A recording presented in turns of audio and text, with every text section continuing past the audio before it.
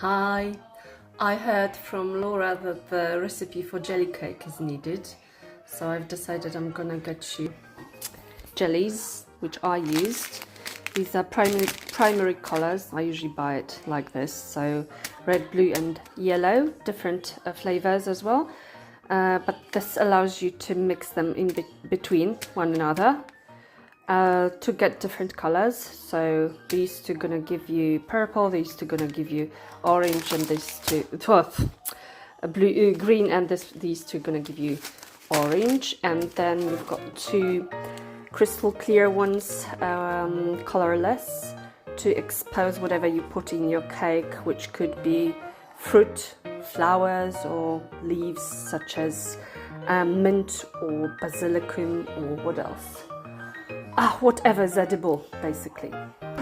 So talking about flowers and leaves, let's go to the garden.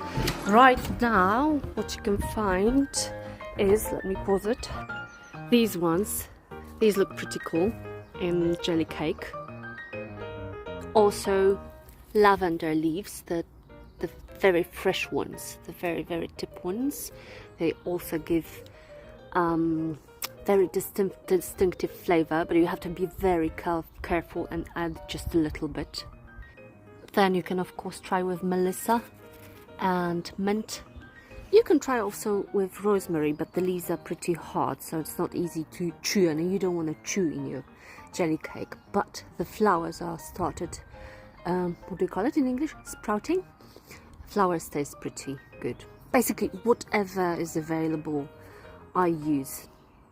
So this cake tastes marvelous with all kind of petals, such as rose petals, but I'm talking about this edible rose, which is really flavorful. And also a flower called nasturtium. That's also really pretty in jelly cake, and a little bit peppery. Talking about pepper, pink pepper looks amazing on top of jelly cake. And the recipe says 500 mils, can you see it? 500 mils of hot water, boiling water. You don't have to cook it. It's a powder-like thing, but you have to mix it in hot water. So water first, and then you add the powder. I add usually about 50 mils less for the cake to be cut easier. Then to have it not too sweet, like pre-dessert kind of thing, I add either natural yogurt or Greek yogurt. So if I add, let's say, 100 ml of natural yogurt, I put less water in the mixture. I'm gonna look for the pictures I've taken before of all the cakes I've made. Desserts, I shouldn't be calling it a cake. You can look at this picture here. They use exactly the same biscuits as I did. They are available in Polish shop. I don't know if you can find them in any markets here. Probably yes. So then you've got recipe for this dessert here.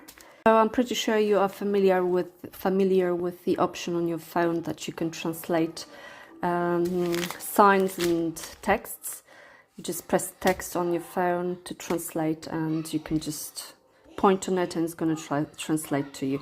This one talks about cream, and this one talks about special sweet kind of dessert cheese, which you can also find in Polish shop.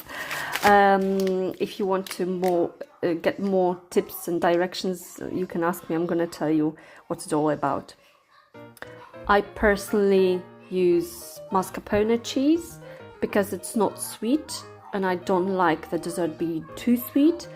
Or also whipped cream. You can use the whipped cream and add literally for 300 ml of whipped cream before it's whipped. You can add half of the jelly mixed with half of the amount of water. So 250 ml of water minus half of it and add half of the packaging. I don't know if it's clear. I made it really complicated. And that's it. And this is basically what your imagination and desire tells you. Good luck. And remember about fruit. Not all the fruit you can put in the jelly. You can't put pineapple, you can't put kiwi, and you shouldn't put lemon either, because the jelly is not gonna set. Anything else? Basically it.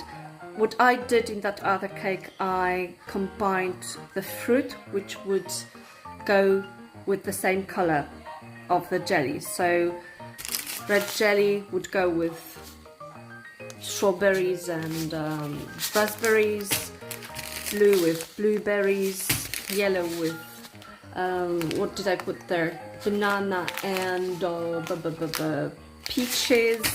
Peaches were between because I mixed red and yellow and it became orange, so I put peaches there. And the colorless one I mixed with whipped cream. That's it. Good luck.